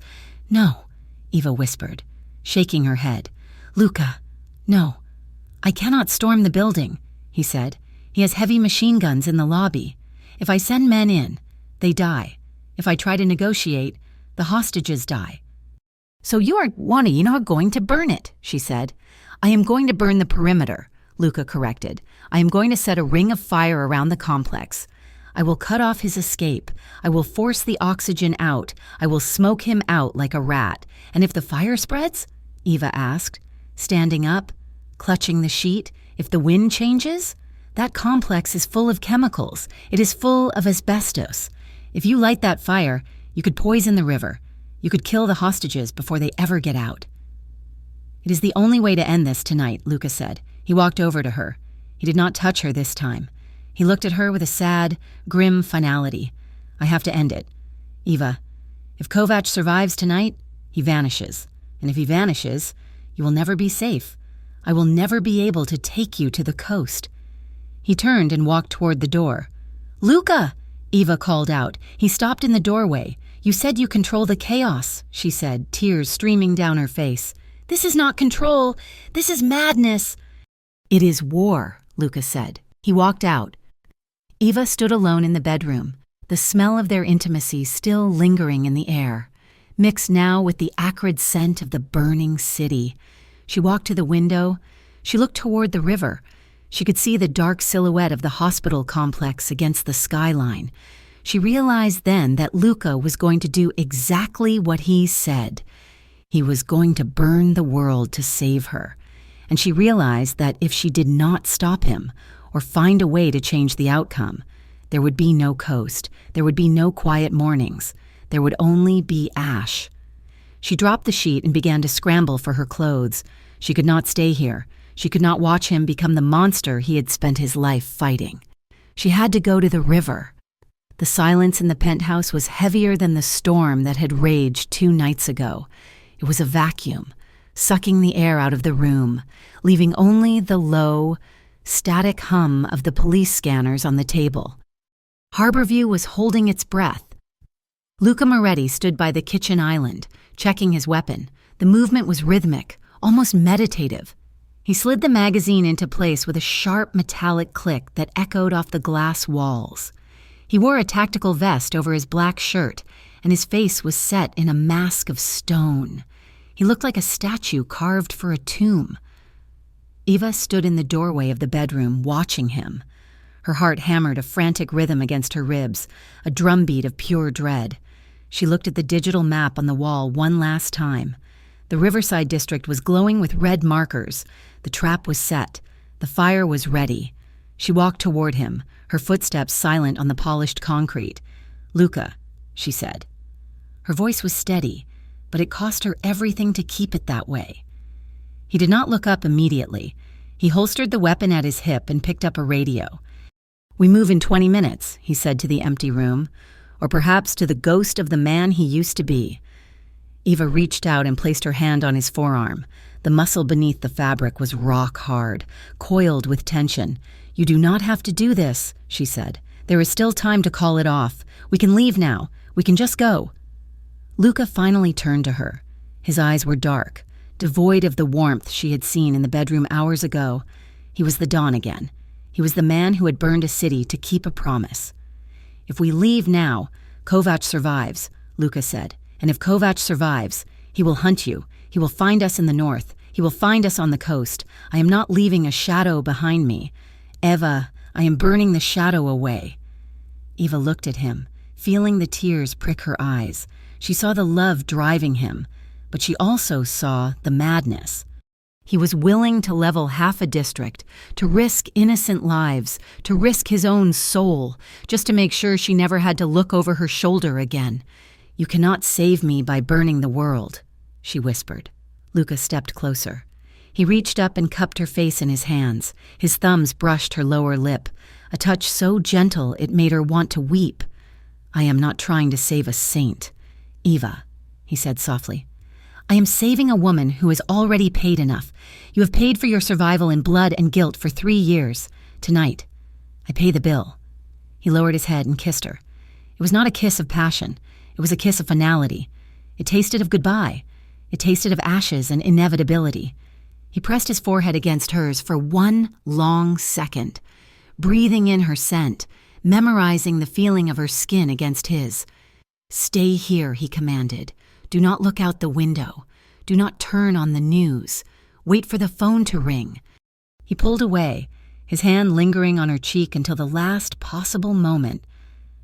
Then he turned and walked out the door, followed by his shadow guards. The elevator doors slid shut, sealing him away from her. Eva lasted 10 minutes. She stood in the center of the living room staring at the map. The red dots were blinking. The police scanner was buzzing with frantic voices. Code 3 at the riverside. Multiple explosions reported. Structure fire at the old hospital complex. She grabbed the remote and turned on the television. The screen filled with shaky helicopter footage. Black smoke was curling into the night sky, blotting out the stars. Orange flames were licking at the roof of the abandoned hospital. But it was not just the hospital. The fire had jumped the perimeter. A row of old timber warehouses nearby was catching. The wind was pushing the smoke toward the residential blocks 3 streets over. Eva felt the blood drain from her face. It was spreading. He had miscalculated. The fire was too big. She saw the flashing lights of ambulances struggling to get through the roadblocks. She imagined the people trapped in those houses. She imagined the hostages Luca had mentioned, the sanitation workers Kovac was using as shields. "I can't," she whispered to the empty room. "I can't watch this." She could not stand by and watch Harborview turn into a graveyard for his war. If innocent people died tonight, it would break Luca. He would survive the battle, but the guilt would destroy the man she loved. He would become the monster he feared, driven by a mix of terrified love and desperate resolve. Eva ran to the bedroom. She grabbed a dark jacket and pulled on her boots. She grabbed the spare cash Luca had left on the dresser, not for herself, but for bribes if she needed them. She knew the city. She had spent 3 years learning its veins and arteries to hide in them, and she knew Luca's routes because she had helped him plan them. She slipped out of the penthouse, bypassing the main elevator and taking the service stairs down 40 flights. Her legs burned, but she did not stop. She burst out into the alleyway behind the building and started running toward the river. The air in the Riverside district was thick enough to chew. It tasted of sulfur and burning tar. Eva pulled her sleeve over her mouth, coughing as she navigated the back streets. The sky above was glowing an angry, bruised orange. Ash fell like gray snow, coating the pavement, swirling in the updrafts created by the heat. She was forced to detour twice to avoid police barricades. The sounds of war were louder here, the pop, pop, pop of automatic gunfire, the deep, booming concussions of fuel tanks exploding, the wail of sirens that seemed to be coming from every direction. She reached the edge of the industrial zone surrounding the hospital. The heat hit her like a physical wall. The hospital complex loomed ahead, a fortress of concrete wreathed in smoke. She saw figures moving in the haze, Luca's men. They were advancing on the main entrance, using the burning wreckage of cars for cover. "Luca!" she screamed, but the roar of the fire swallowed her voice. She pushed forward, ducking under a broken chain-link fence. She had to find him. She had to make him stop. She had to tell him that Kovac wasn't worth this. Inside the hospital lobby, Luca Moretti was fighting a ghost. The air was filled with dust and drywall. He moved with clinical precision, firing 2 shots at a Kovac soldier on the balcony, then moving to cover behind a concrete pillar. "Clear," Silvio shouted from the left flank. Luca ejected a magazine and slapped a new one in. His mind was ice cold, focused entirely on the tactical layout of the room. But beneath the ice, a fire was burning. He wanted this done. He wanted Kovac dead so he could go home to the woman waiting in the glass tower. "Boss!" The shout came from his radio. It was the lookout on the south perimeter. "What is it?" Luca snapped, firing a suppression round down the hallway. "We have a civilian breach on the south side." The lookout yelled, panic edging into his voice. "Female. Dark hair. She is running toward the main building. Boss, it looks like the girl. It looks like Eva." Luca froze. For a split second, he stood completely exposed in the middle of the firefight. A bullet chipped the floor inches from his boot. But he did not flinch. The ice in his mind shattered. The blood in his veins turned to liquid nitrogen. "Repeat that," Luca roared into the headset. "She is inside the perimeter. She is heading for the south entrance. The structure above the south entrance is compromised. It is coming down." "No," Luca breathed. The word was a prayer and a curse. He abandoned his position. He abandoned the plan. "Fall back," he screamed to his men. "Secure the perimeter. I am going south." "But boss, Kovac is—" Silvio started. "I said fall back." Luca turned and sprinted back the way he had come, plunging into the thickening smoke. He did not care about the enemy fire. He did not care about the burning ceiling tiles raining down around him. He only cared about the terrifying realization that the fire he had lit to save her was now threatening to consume her. Eva was lost. The smoke inside the south wing of the hospital was blinding. Her eyes watered so badly she could barely see her own hands.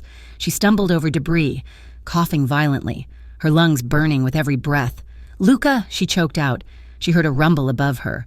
She looked up just as a massive wooden beam, eaten away by fire, gave way. She threw herself backward. The beam crashed down inches from her feet, sending a shower of sparks and heavy debris into the air. The impact shook the floor and blocked the hallway ahead of her. She was trapped. She pressed herself against the wall, sliding down until she hit the floor. She pulled her knees to her chest, trying to find a pocket of clean air near the ground. "This is it," she thought, a strange calm washing over her. "I tried to save him, and now I am going to die in his fire." "Eva." The voice was hoarse, desperate, barely audible over the roar of the flames. "Luca," she screamed back, gathering every ounce of strength she had left. "I am here." She heard boots slamming against concrete. She saw a shadow moving through the orange haze. Luca appeared through the smoke like a wraith. He was covered in soot, his face streaked with sweat and black grime. His eyes were wide, wild with a terror she had never seen in him. He scrambled over the fallen beam, ignoring the heat, ignoring the flames licking at his boots. He landed in front of her and dropped to his knees. "Eva!" He grabbed her, his hands frantic as he checked her for injuries. "Are you hit? Are you burned?" "I am okay," she gasped, clutching his vest. "I am okay. Luca, you have to stop this. You have to stop the fire." He did not listen. Rage and relief collided inside him, making him shake. He grabbed her face, his fingers digging into her skin. "Why are you here?" he yelled, his voice breaking. "I told you to stay. I told you to wait. I couldn't watch you burn the world," she cried. He made a sound that was half sob, half growl. He shrugged off his heavy tactical jacket and wrapped it around her, pulling the hood up over her head to shield her from the sparks. "We are leaving," he said. "Now."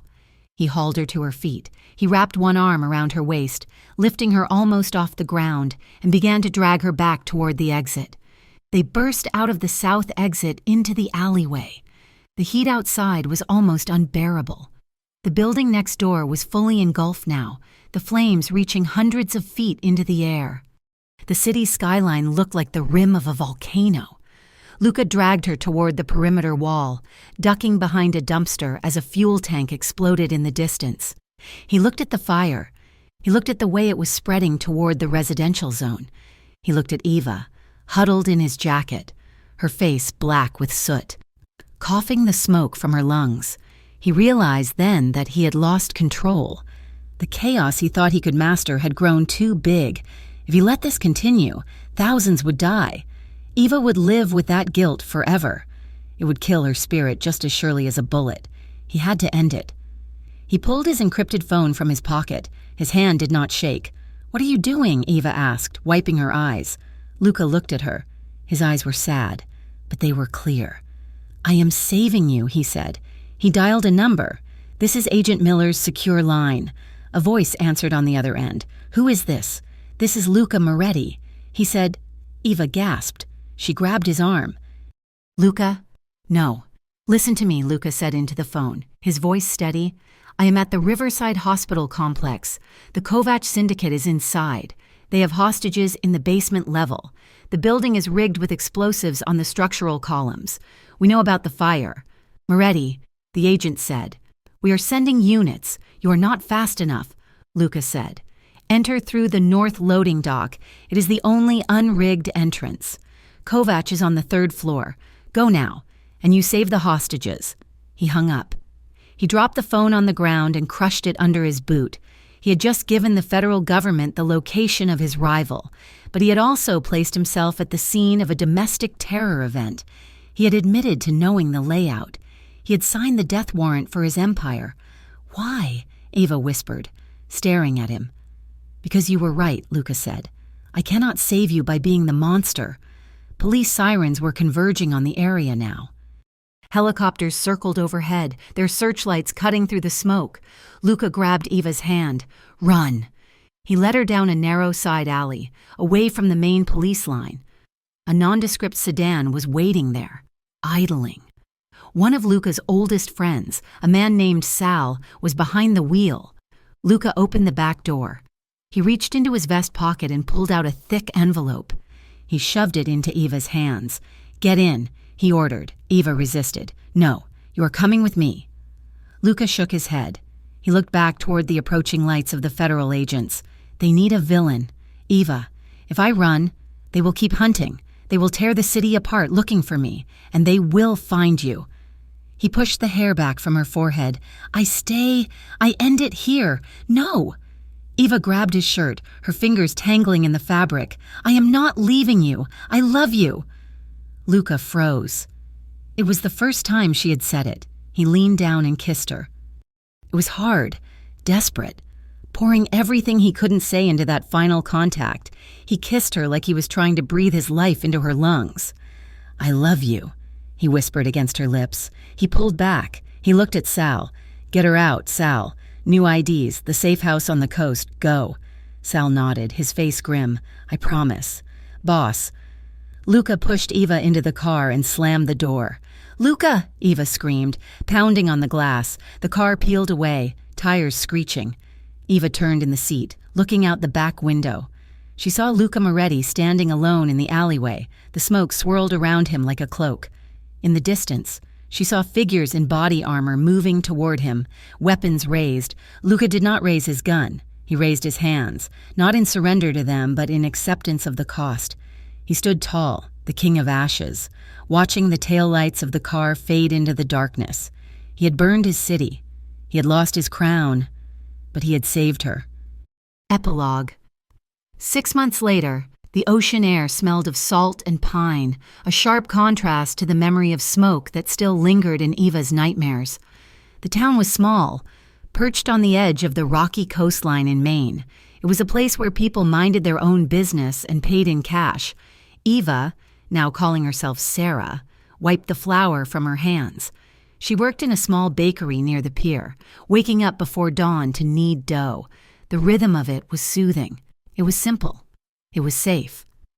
She walked out of the bakery, locking the door behind her. The sun was setting, painting the water in shades of purple and gold. She walked to her small cottage at the end of the lane. She checked the mailbox, a habit she couldn't break. It was usually empty, save for flyers. Today, there was an envelope. It was plain white, no return address. Eva's heart skipped a beat. She stood there on the porch, the wind whipping her hair across her face, staring at the paper. Her hands shook as she tore it open. Inside, there was a single photograph. It was a grainy picture of the Harborview riverfront. Scaffolding covered the old hospital site. Cranes were in the sky. The city was rebuilding. There was a note clipped to the back of the photo. The handwriting was jagged, hurried, but unmistakably familiar. Still breathing. The lawyers are good. The deal was better. They traded the king for the kingdom. I am out in 3 years. Still looking for you. Wait for me. Eva traced the letters with her fingertip. A sob caught in her throat, but it turned into a laugh. He was alive. He had traded his empire, his secrets, and his power to the feds in exchange for a lighter sentence. He had destroyed the Moretti crime family to become just a man who could come find her. Eva looked out at the ocean. For the first time in 3 years, she did not look over her shoulder. She looked forward. "Maybe," she whispered to the wind, "he did save me after all." She tucked the photo into her pocket and smiled, a quiet, genuine smile that reached her eyes. She would wait. She would bake bread and watch the tides, and she would wait for the day the man in the dark coat came walking up her driveway, ready to live the quiet life he had bought for them with fire. Closed your message. "Thank you so much for listening to You Can't Save Me." She shook. But the mafia boss burned a city, just to keep her safe. I hope you enjoyed this journey of danger, sacrifice, and redemption. I would love to hear your thoughts on Luca's final choice. Did he do the right thing by giving up his empire for Eva? Let me know in the comments below, and please tell me where you are listening from. It is always amazing to see how far our stories travel. If you enjoyed this story, please make sure to subscribe to Mafia Romance Stories and hit the notification bell so you never miss a new episode. We have many more passionate and thrilling tales coming your way. Thank you for your support, and until next time.